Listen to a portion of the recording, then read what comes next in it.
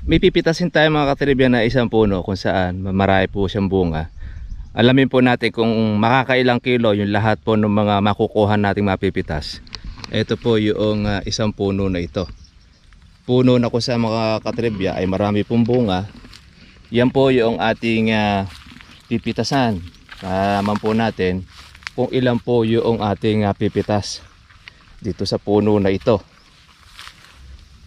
Yan. Ayan, malalaki na po mga katribya. Basta't po ganyan po, kalalaki po ang kalamansi. Ayan. Yan po yung uno. Yan po yung ating pagpipitasan. Malalaman po natin kung ilang kilo ang makukuha po natin dito sa puno na ito. Hindi po natin sasama ito. Basta't ito lang. Para malaman natin mga katribya kung gaano karami po yung isang puno. Basta't maganda bunga.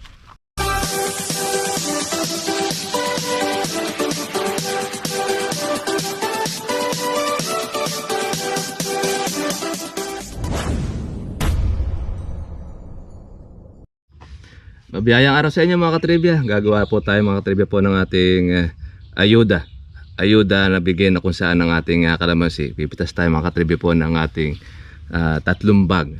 Ang target naman po natin, ako lang po mag-isa po ang pipitas. Yung ating kasama pumalaot na sa bukid. Yun meron daw siyang bubukirin.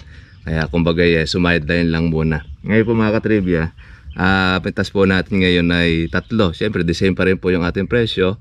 Pero okay na rin siya mga ka-farmers dahil yun na nga po sinasabi natin kadalasan. Pagka po wala kang pang ayuda, wala kang pang gastos, kumitas ka lang ng kalamansi, magkakaroon ka. Basta't masipag ka lang sa pag-alaga at basta't meron kang puno ng kalamansi, meron kang pagkukunan ng inyong pinansyal. So mga farmers, samahan niyo po ako ngayon sa ating pong pagpitas ng kalamansi at punta na po tayo sa ating farm para tayo ay makarami.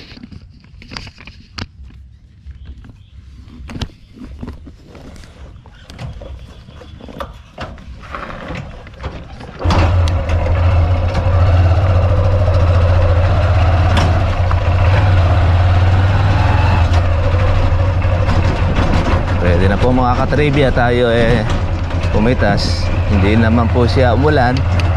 Wala naman pong ganong hamog. Okay na po siya. Kaya tayo kumisan nakakapag-delay ng ating pumpitas. Halimbawa pag umulan, basa ang kalamansi, tsaka merong abono, hindi tayo pumipitas ng maaga. Pero ngayon mga katribya, okay na yon yung pitas natin pagka wala pong ulan. At wala naman kung gaano sabog ng abono ng kalamansi. Mga alas 8:30 pwede na mag-umpisa para iwas po doon sa pagkasira ng kalamansi natin. Yan ang isa rin sa iniingatan natin na masira po ang kalamansi para iwas sa luto.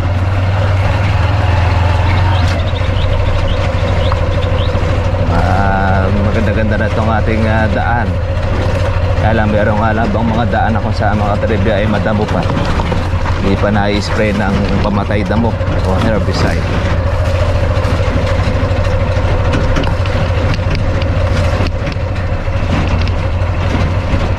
Lahat ng mga mabababa rito kung saan ay nababalaho, tinambakan na rin po natin ng buhangin, ng bato, graba. Nag-contribution ng mga magkakalamansi para matambakan yung lahat ng mga nababalaho sa motor. Ayan. Para at least pag umulan, makakarating pa rin ang ating service sa dulo.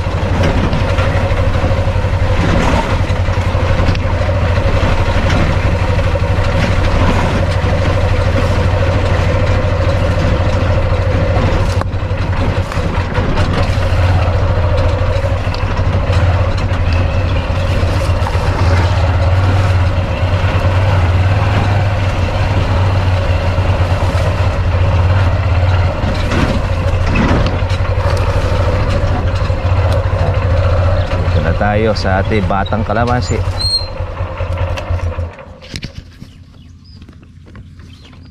Okay na po mga ka-farmers, i-start na po tayo ng ating pagpitas ngayong umaga.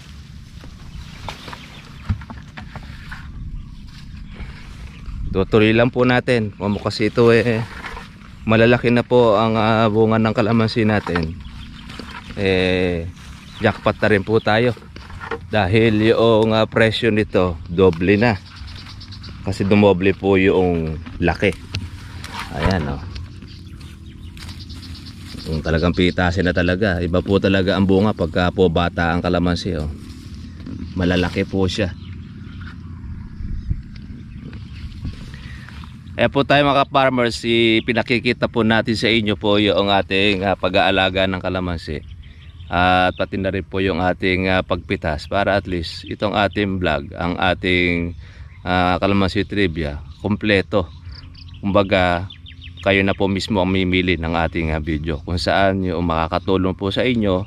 Inilagay na po natin dito sa ating pong vlog, sa ating pong channel para ayun, marami na po itong ating na-upload. Nasa 530 plus na yung ating mga video. Kaya pag halimbawa gusto niyo pong magkaroon ng kalamansian farm mula sa pagtatanim, paghahanda sa lupa, paghanap po ng tubig, nandyan po yan sa ating pong channel. So mga farmers, start up po tayo ng ating pong pagpitas para tayo ay makarami at meron po tayong pang ayuda at kukunin na po natin dito sa ating kalamansi. Ito po mga katribya po, bunga po ng ating kalamansi, malilintog na. Yan, no? Kaya yan po ang masarap po talagang pitas pagka po ganyan po kalalaki ang ating pong kalamansi, saglit lang po mga katribya po ang maka red bag. Dahil una-una, ayan, doble na po ang size niya, puro halos mga uno. Ayan, mga batang bunga. Yan kaganda mga katribya, pagka po bata po ang kalamansi, batang bunga, malalaki, madali pong makapuno. Okay. Kaya saglit lang po tayo mga kapuno, mga ka-farmers. Isang pagkakataon mga ka-farmers na nagpapawala po sa atin ng pagod. Pag nakikita natin yung ating kalamansi ay nagbubunga po ng marami, sulit ang ating hirap. Sulit po yung ating ginagawa dahil effective yung ating paglalagay ng abono, pag-spray sa kanya ng foliar. Nakikita po natin yung ebidensya at meron tayong inaasahan. Hindi baling medyo mababa ang presyo ng kalamansi, basta ang mahalaga lang po ay marami po ang bunga ng kalamansi ninyo. Sulit na rin po. At dahil yan sa pamamagitan naman yan, nakakaraos naman po tayo pagdating po doon sa pangangailangan po ni Mrs. At pati na rin po sa pag-aaral ng ating pong mga anak. Kaya napakalaking tulong din po, una po ang Diyos pagka meron tayong kalamansian farm. Kahit maliit lang, hindi mo pinag-uusapan mga katribya yung maluwang ang inyong kalamansi. Siyempre depende pa rin po yan doon sa location po ninyo. Halimbawa man po na wala kayong sariling lupa at meron naman din kayong mga pang puhunan, pwede naman kayong umarkila ng lupa. Pwede niyo pong testingin itong ating pagkakalamansi. Kaya sineshare po natin sa inyo para po meron rin po tayong idea. May pipitasin tayo mga katribya na isang puno kung saan marami po siyang bunga. Alamin po natin kung makakailang kilo yung lahat po ng mga makukuha nating mapipitas. Ito po yung isang puno na ito. Puno na ko sa mga katribya ay marami pong bunga. Yan po yung ating pipitasan. Alaman po natin kung ilan po yung ating pipitas dito sa puno na ito. Yan. Ayan, malalaki na po mga katribya. Basta't po ganyan po, kalalaki po ang kalamansi. Ayan. Yan po yung ating pagpipitasan. Malalaman po natin kung ilang kilo ang makukuha po natin dito sa puno na ito. Hindi po natin sasama ito. Basta't ito lang. Para malaman natin mga katribya kung gaano karami po yung isang puno. Basta't maganda bunga, malaman nyo rin yung average nya pagka ito ay pitasin. Testingin natin mga katribya.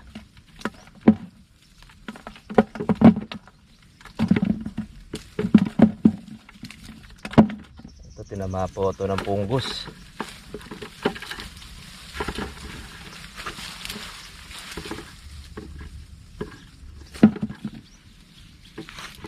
Kaya yung isang puno mga ka-farmers, marami rin pong nakukuha basta lumaki siya ng husto at pag nagtuloy yung mga bunga niya, marami kayong makukuha.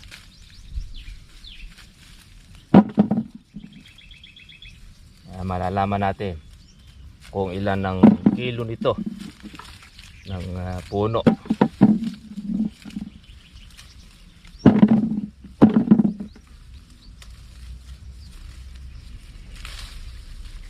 Sarap pitasin pagka bata, malalaki pa bunga.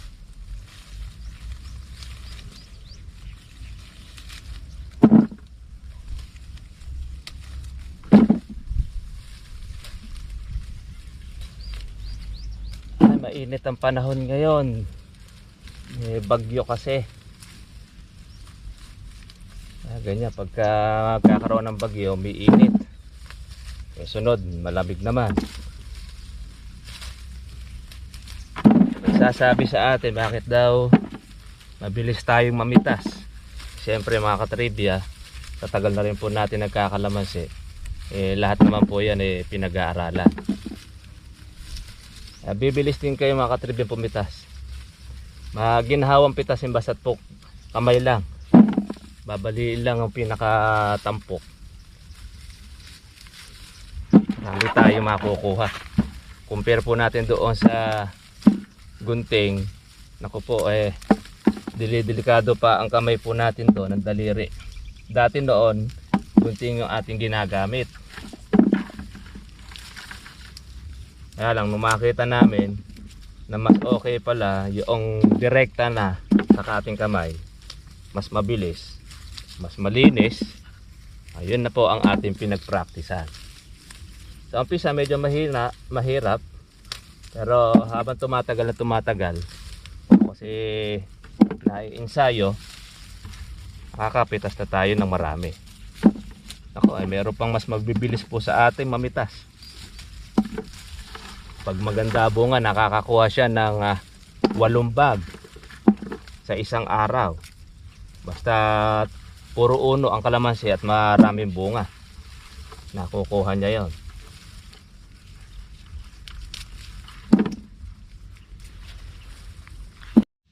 Ito na mga katribya, naubos na po natin yung bunga, bagamat konti na lang po yung natira. Ito na po yung ating napitas. Ngayon kikiluhin po natin mga katribya po sa bahay. Bubukod po natin ito para at least malaman po ninyo, hindi pa ito gaanong hitik po sa bunga. Ito ang ating kalamansi na ito. Pero pagka ito hitik sa bunga mga katribya, mapupuno yan. Komo yan mga katribya, kukunti pa lang din po yung sanga. Ayan. Hindi pa ganong marami pong bunga yan, marami na po tayong nakuha. Tingnan mo itong kabila, oh. Ayan, wala pong bawas. Ito, kikiluhin na po natin. Kaya ang kalamansi, pag maraming bunga, marami kang makukuha. Matsyempo mo halimbawa mga katribya, mahal ang kalamansi, swerte natin. Bubukod po natin ito na red back.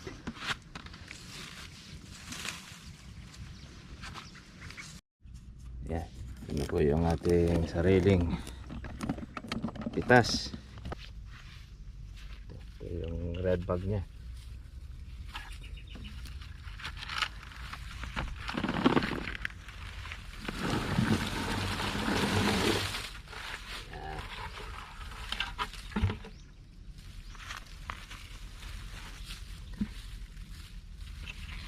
Bubuhol natin.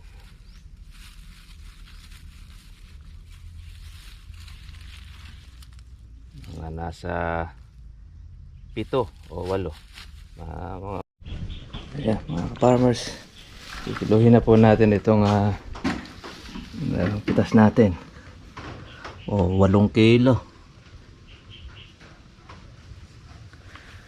Ayan mga farmers, hindi pa po ito malaki puno.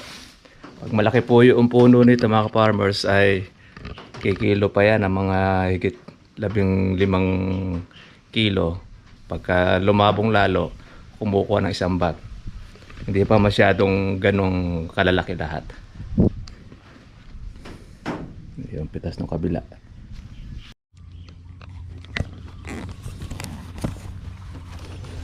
Okay, ratsyada na tayo ng ating pong pagpitas. Para lumaki naman po yung ating panunod.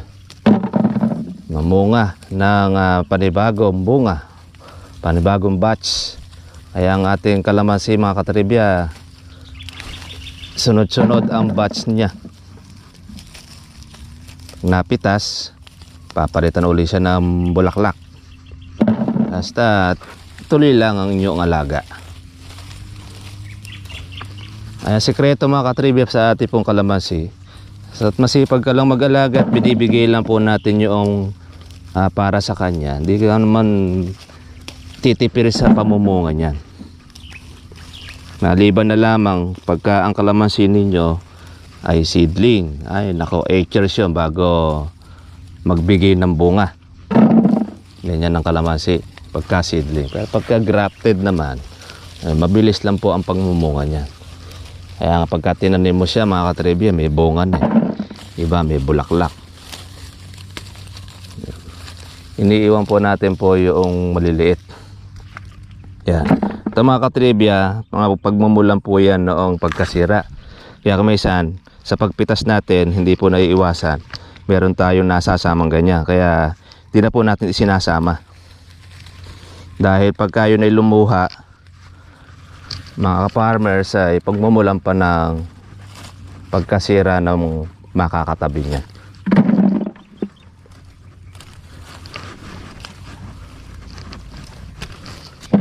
Yung kapitbahay natin, natapos na yung kanilang pagpitas, magpapabulaklak na lang.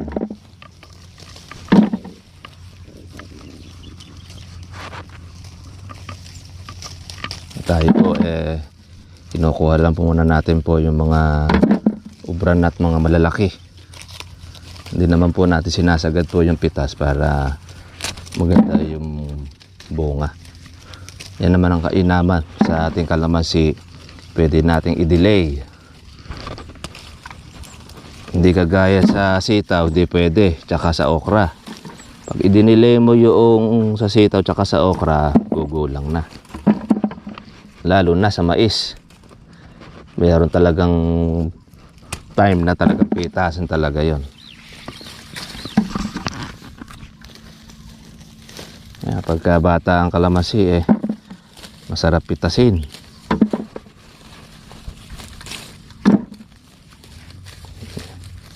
Timba po muna mga katribya ang ginamit po natin para maginhawa.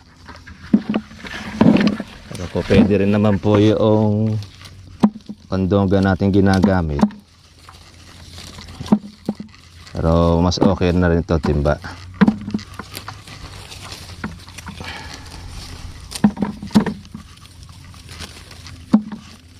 Yung mga maliliit, yun naman ang pansunod naman natin. Pang katapusan or last week po nitong October, makakapitas po tayo. Pwede rin namang paabutin din yan ng November. Depende sa magiging laki ng kalamansi. Ang kalamansi natin mga ka-farmers, mintres yan lumalaki bunga, gumaganda rin naman ang presyo basta't lalo na kumahal.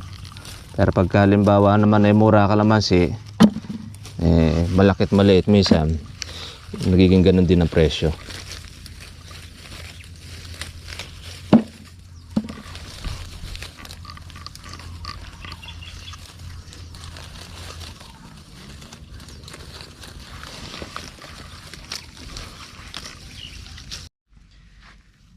Ang ating pong pangalawang salin ng ating kalamansi mga ka-farmers. Meron na tayong isang red bag. Kaya lang kulang isang red bag dahil pipilian pa natin mamaya.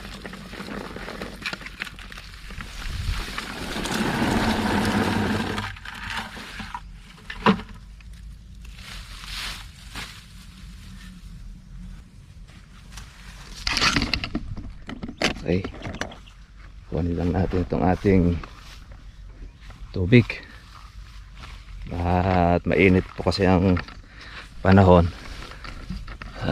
Maganda-ganda po yung araw, kaya lang meron rin tayong bagyo, kaya lang din naman po sa atin na nga tama, okay rin din naman mga ka-farmers. At yun naman po sa ibang lugar, kaya hinga lang muna tayo mga ka-farmers. Ito na po mga ka-farmers po, mga katribya, yung ating pitas. ay meron na tayong 2 bag doon sa bahay. Ito po yung pangatlo. Ngayon tapos na tayo para naman mapilian natin at tayo ay mga makapagpahinga. Ayan, medyo mainit at kala natin uulan dahil makulimlim. Pero buti naman na tinatapos naman yung ating 3 bag.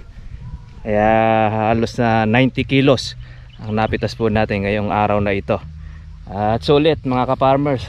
Tingnan nyo naman po yung ating pinagpitasan. Ayan, no. Maluwag na uli siya. Kaya yung ating tali mga katribya, maluwag na rin. Kasi natanggal na yung bunga niya. Kaya kahit di naman po natin to alisin, okay lang. Di naman po siya nakakasagabal.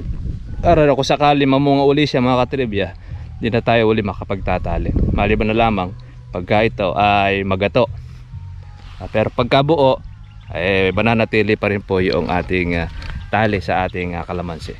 So paano po mga ka-farmers, at hanggang dito na lang po muna at maraming salamat po sa ating mga bagong subscriber. Pati na rin po sa mga tumututok ng ating vlog. At minsan pa tayo po yung nagbibigay inspirasyon sa lahat ng ating mga kababayan, lalo na pagka meron tayong kalamansi, ibang pagkakitaan ang kalamansi. Kahit mura, ay yaan na meron tayong napagkukunan na panggastos mga ka-farmers. So pag nagustuhan po ninyo ang video na ito at kayo wala pa sa aking bahay, please paki-subscribe, paki-like, meron kayong comment, pwede rin po nyo i-share sa ating mga kaibigan upang kung meron silang katanungan, sasagutin po natin sa ating comment section. Gaya po ng dati, ako po si Kuya Berhel Bunag. Lagi po natin tatandaan, karunungan at ang kaalaman, may katumbas na kayamanan. Magandang araw sa inyo, thank you for watching. Kita-kita lang tayo po bukas para sa susunod po natin vlog. Bye bye.